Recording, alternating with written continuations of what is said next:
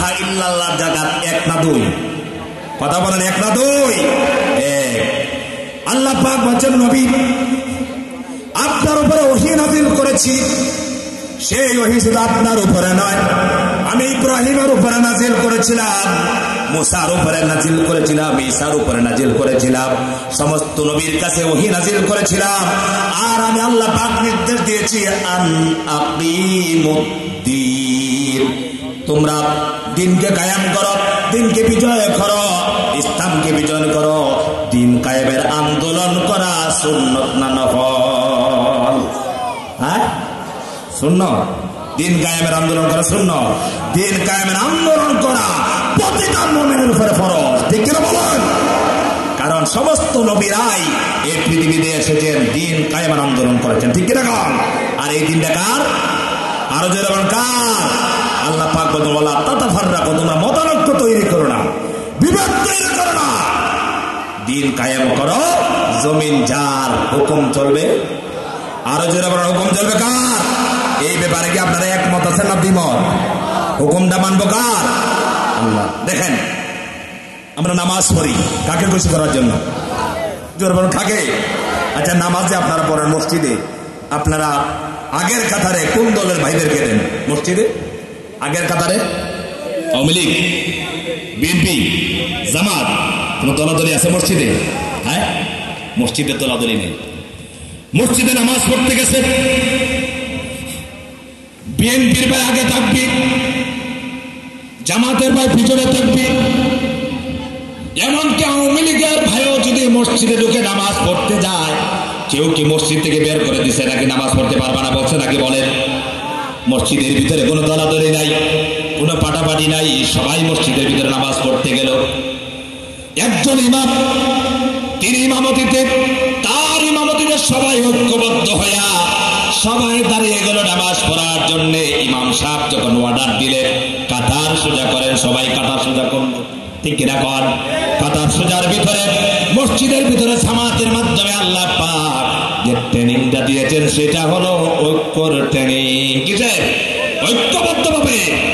আল্লাহ রাসূল বলেছেন, তোমরা ফাঁকা জায়গা রাখবা না, কাঁধে কাঁধ মিশিয়ে দাঁড়াবা। ঠিক কিনা বলেন? সোজা হয়ে না বাঁকা হইয়া? কথা বলে, সোজা হয়ে না বাঁকা হইয়া? কেন? মসজিদে সোজা হয়ে দাঁড়ানো যায়। সোজা হয়ে দাঁড়াও, বাঁকা হয়ে দাঁড়াবা না। তোমরা সোজা হয়ে দাঁড়ায় যাবা মসজিদের ভিতরে, সবাই ঐক্যবদ্ধ ভাবে মসজিদের ভিতরে, যেভাবে কোনো দলাদলি নাই, কোনো বিভেদ নাই, কোনো পার্থক্য নাই, সবাই এক কাতারে দাঁড়ায় গেলাম মসজিদের ভিতরে। ইমাম সাহেবের পিছনে নামাজ পড়তেছি, নামাজের সূরা কেরাত শুরু হলো, সবাই রুকুতে, ইমাম যখন গেলেন আমিও রুকুতে গেলাম, ইমাম সাহেব যখন সিজদায় গেলেন আমিও সিজদা করলাম, ইমাম সাহেব দাঁড়ালেন আমিও দাঁড়ালাম, এইভাবে নামাজ আদায় করলাম। নামাজ আদায় করে যখন শেষ করা হলো, জমিনে যখন বের হলাম, মসজিদ থেকে বের হওয়ার পরে আমরা আবার বিচ্ছিন্ন হয়ে গেলাম। কি হয়ে গেলাম? মসজিদে ইমাম সাহেব ওয়াজ করতেছে, ওয়াজ করে না? কথা বলে না? ওয়াজ করে না? ইমামরা কি বাপদাদার কথা বলে না, কোরআনের কথা বলে? কথা বলেন না তো? আপনাদের এখানে কি বলে? কোরআনের কথা বলে না? কিন্তু এই কোরআনের কথা সবার সহ্য হয়? দেখবেন ইমাম সাহেব যদি এবার নিয়ত করছে, ইমাম সাহেব সারা জীবন তো জিকির আজকারের ওয়াজ করলাম, এবার একটু ওয়াজ করতে চাই সমাজ পরিবর্তনের। যখন ইমাম সাহেব শুরু করেছে সমাজ পরিবর্তনের, বলে হুজুর তুমি কি রাজনীতি করে? অথচ মসজিদের ইমামরা যদি দিন কায়েমের কথা, সমাজ চালানোর কথা যদি নির্দ্বিধায় বলতে পারত, বাংলাদেশে হত্যা, ধর্ষণ, এত তাড়াতাড়ি ফেতনা ফাসাদ হতো না। কেন বলেন? কিন্তু আমরা ইমামদেরকে কথা বলতে দেই না। যে বেটা কোরআন হাদিসে কথা বলবে তাকে কথা বলতে দেয় না। বরঞ্চ ইমাম সাহেব যখন বলে ইনিল হুকমু ইল্লা লিল্লাহ, জমিন যার আইন চলবে তার, তখনই বলে ইমাম সাহেব আপনার আর ইমামতের দরকার নাই। বলে কিনা?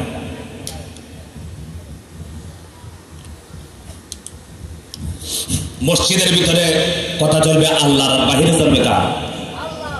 বলেন না তো, বাহিরে কার? সবাই বুঝেন না, বাহিরে কার কথা চলবে? অতদিন পর্যন্ত মুসলমানরা বিজয় অর্জন করতে পারবে না যতদিন পর্যন্ত মসজিদে আল্লাহর কথা চলবে, বাহিরে আল্লাহর কথা চলবে না, ততদিন পর্যন্ত ইসলামী রাজ কায়েম হবে না। কথা বলো না কেন? হবে না, হবে না।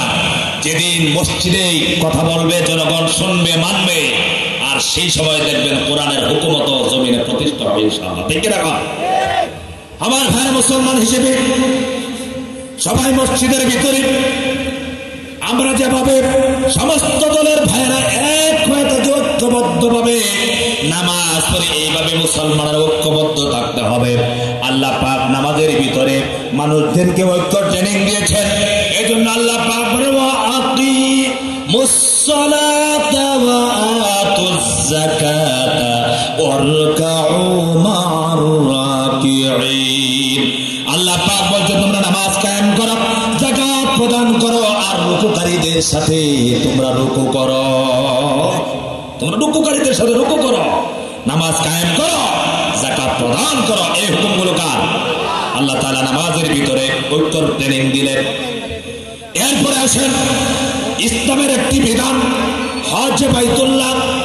সামনে হজের সময় আসতেছে, হজে যখন যান, হজ করার জন্য যখন বাইতুল্লাহ শরীফে যায়, সেই দেশে দেখেন আফ্রিকার মানুষ আছে, ইউরোপের মানুষ আছে, পাকিস্তানে আছে, ভারতের মানুষের আছে, বাংলাদেশের আছে, তাম পৃথিবীর মুসলমানরা আছে। একজন কালো, একজন দলা, কিন্তু দলাদলি নাই, কোনো ভেদাভেদ নাই। ঠিক কিনা বল? আফ্রিকান কালো নিগ্রো মানুষ সামনে দিয়ে হাঁটছে, পিছনের সুন্দর হাজি সাহেব এমন কথা বলে না, আমি হলাম সুন্দর মানুষ, কালো বেটা সামনে গেলে কেন? সৌদি আরবের হাজি সাহেব বাংলাদেশের হাজি সাহেবকে বলে না, ওই বাঙালি হাজি সাহেব তুমি পিছনে থাকো, আমি সৌদির মানুষ, আমি সামনে থাকবো, এমন কথা বলে না। কারণ হলো ওইখানে সবাই সমান, সবাই কি সমান, ঐক্যবদ্ধ ভাবে আছে। একটাই কাপড়, সকলের গায়ের মধ্যে সাদা কাপড়। কাপড় একরকম না দুই রকম? কথা বলেন, একরকম না দুই রকম? তাওয়াফ যে করেন একসাথে না বেশ কম আছে? মারামারি আছে? কথা বলে না, মারামারি আছে?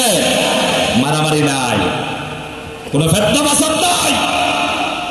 সেখানে তাওয়াফ করা হয় ঐক্যবদ্ধ ভাবে। আল্লাহ তাআলা সেখানে ট্রেনিং দিচ্ছে, মুসলমানরা এক থাকবে, দুই হবে না। কথা বলে না কেন? মুসলমানরা ঐক্য থাকবে। আমরা যেখানে ঐক্যবদ্ধ থাকার কথা, সেখানে আমরা বিচ্ছিন্ন হয়ে গেছি। হজে গেলাম সবাই ঐক্যবদ্ধ।